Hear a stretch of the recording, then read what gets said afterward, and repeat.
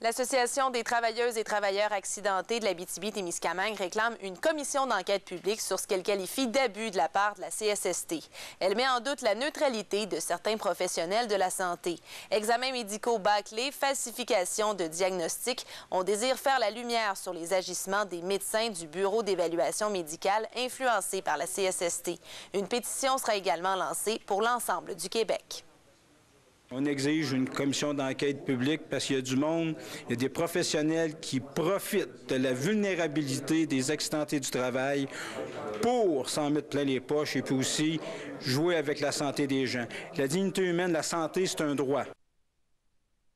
Concerne un conflit entre la Commission de la santé et de la sécurité au travail et un travailleur.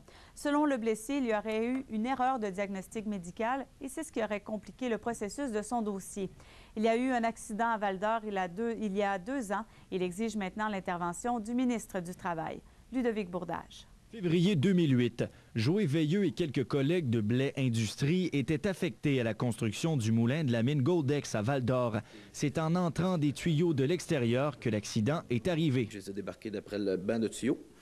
Puis c'est là que j'ai senti comme un cloc, comme s'il y avait de quoi qui aurait fracturé quand j'ai déposé le tuyau par terre. Inconscient, il est transporté à l'hôpital de Val-d'Or. Ils ont diagnostiqué déchirure du grand pectoral gauche. Puis ils m'avaient passé des rayons X, mais ils n'avaient pas vu les fractures sur les rayons X qui m'ont passé. Juillet 2008, il reçoit un diagnostic à Rouyn-Noranda. Dr Vincent Lécuyer confirme qu'il y a bel et bien une fracture, mais sans faire de lien avec l'accident. Il admet toutefois qu'une condition personnelle ne peut expliquer cette blessure. Septembre 2008. Après examen, le Dr Pierre-Paul Hébert du Bureau d'évaluation médicale affirme que la fracture est non consolidée et qu'elle nécessite des traitements, donnant droit à M. Veilleux des prestations. Pourtant, en octobre, dans un avis complémentaire, il affirme qu'il est trop tôt pour dire que la lésion professionnelle s'est aggravée. Le docteur Hébert fait un avis complémentaire qui vient contredire littéralement son premier avis médical.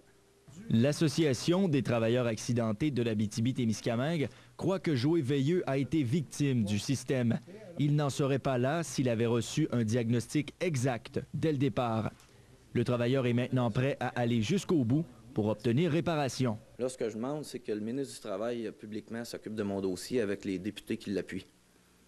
Pour voir, je veux avoir justice dans mon dossier. Joé Veilleux espère maintenant recevoir des prestations pour son arrêt de travail. Entre-temps, il attend son rendez-vous avec un chirurgien thoracique à Québec. Une fois rétabli, il pourra reprendre le travail et retrouver une vie normale. Ludovic Bourdage, RNC Média, à Rouyn-Noranda.